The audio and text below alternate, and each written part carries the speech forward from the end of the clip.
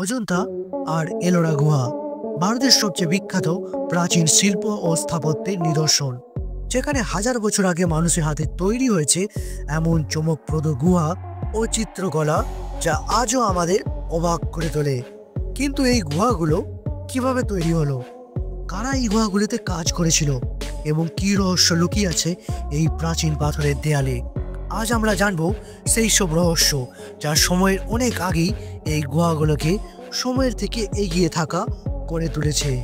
অজন্তা গুহা মহারাষ্ট্রের অজন্তা গ্রামে অবস্থিত মোট 30টি গুহা, মূলত বৌদ্ধ ধর্মীয় গুহা। খ্রিস্টপূর্ব 2য় শতক থেকে শুরু করে খ্রিস্টীয় 5ম এবং 7ম শতকের মধ্যে নির্মিত হয়েছে। এখানে রয়েছে সাধারণত প্রাচীন বৌদ্ধ শিল্পকলা এবং বুদ্ধের জীবন কাহিনী চিত্রায়িত চিত্রকলা। ইলোরা গুহা অজন্তার কাছাকাছি মহারাষ্ট্রে অবস্থিত 34টি গুহা।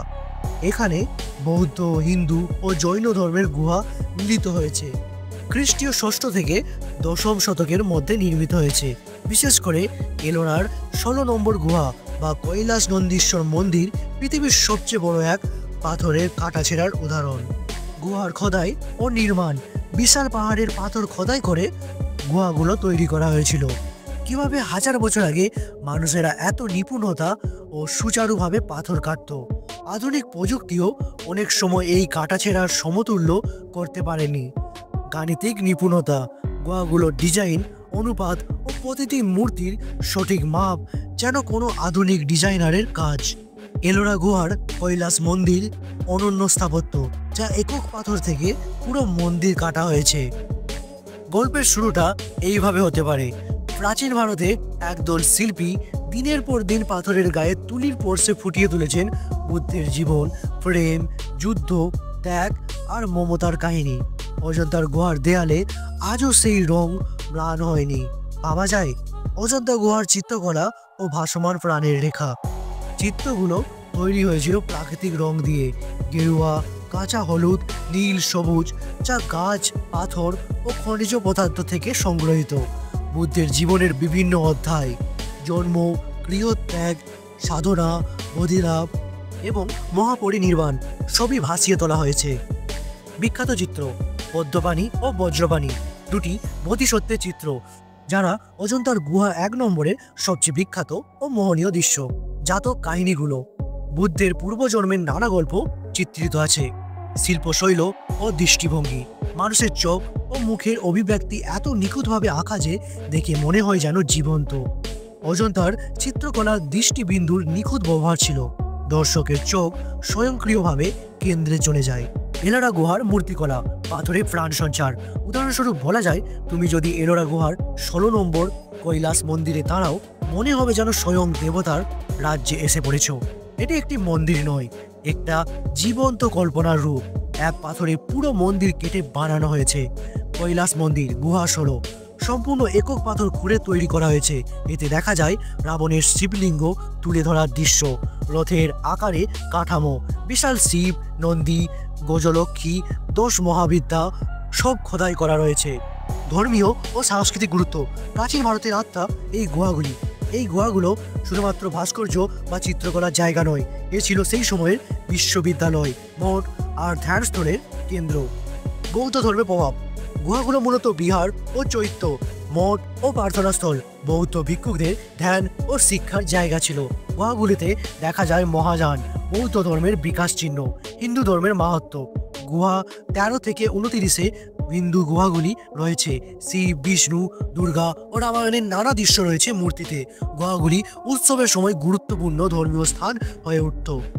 জৈন ধর্মের নিদর্শন, জৈন দর্শনের সরলতা ও আত্মনিয়ন্ত্রণ চিত্রিত হয়েছে মূর্তিতে। দর্শকদের জন্য ছিল কঠোর নিয়ম ও ধ্যানের জায়গা। একই স্থানে 3 ধর্মের স্থান। এই গুহাগুলি আমাদের শেখায় প্রাচীন ভারতের ধর্মীয় সহিষ্ণুতা ও সাংস্কৃতিক মিলন। গুহাগুলির গোপন রহস্য ও অজানা তথ্য, কেন এই গুহাগুলির মধ্যে কিছু গোপন কক্ষে প্রবেশ নিষিদ্ধ, কেন কিছু চিত্র দেখে আধুনিক বিজ্ঞানীরাও চমকে যান। গোপন গুহা ও অলিগলি, কিছু গুহা রয়েছে ডেড অ্যান্ড প্যাসেজ, যেগুলোর উদ্দেশ্য আজও অজানা। বিশেষ করে অজন্তার কিছু চিত্রে দেখা যায় অদ্ভুত চোখের আকৃতি ও মুখের অবয়ব, যা আধুনিক কিছু গবেষকের মতে বিশ্বজুড়ে ছড়ানো একটি কন্টিনিউয়াস শিল্প স্টাইল। ধ্বনি প্রতিফলনের বিশেষ কাঠামো। চৈত্র হলগুলিতে একটি মাত্র ধ্বনি পুরো কক্ষে প্রতিফলিত হয়, নিখুঁত সাউন্ড ইঞ্জিনিয়ারিং। এমনকি ধ্যানরত ভিক্ষুর আওয়াজ শোনা যেত না বাইরে। আলোকের ব্যবহার, গুহার প্রবেশদ্বার এমনভাবে তৈরি যে প্রাকৃতিক আলো ভেতরের চিত্রগুলিতে পড়ে আলোর এবং ছায়ার খেলা হয়। এটি আধুনিক গ্যালারির আলোক স্থাপনকেও হার মানায়। আধুনিক যুগে এর গুরুত্ব ও সংরক্ষণের সংগ্রাম। হাজার বছর টিকে থাকা এই গুহাগুলো আজও আমাদের সামনে দাঁড়িয়ে আছে, কিন্তু আগামী 100 বছর পরে থাকবে তো? ইউনেস্কোর স্বীকৃতি।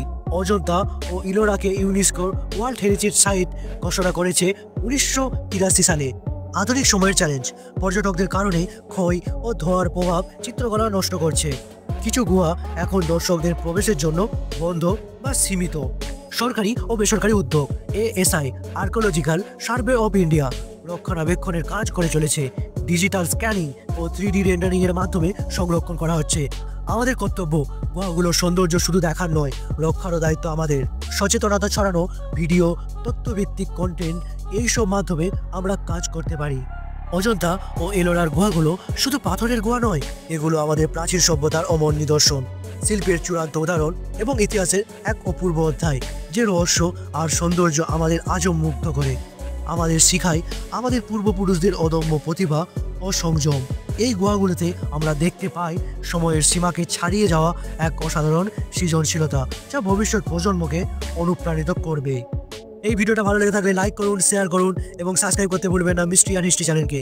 কোন পার্টটা ভালো লাগলো কমেন্টে জানান এবং পরবর্তী কোন ভিডিওটা আপনারা চান সেটা বলতে ভুলবেন না। তাহলে আমাদের সঙ্গে থাকো, আবার দেখা হবে পরবর্তী ভিডিওতে।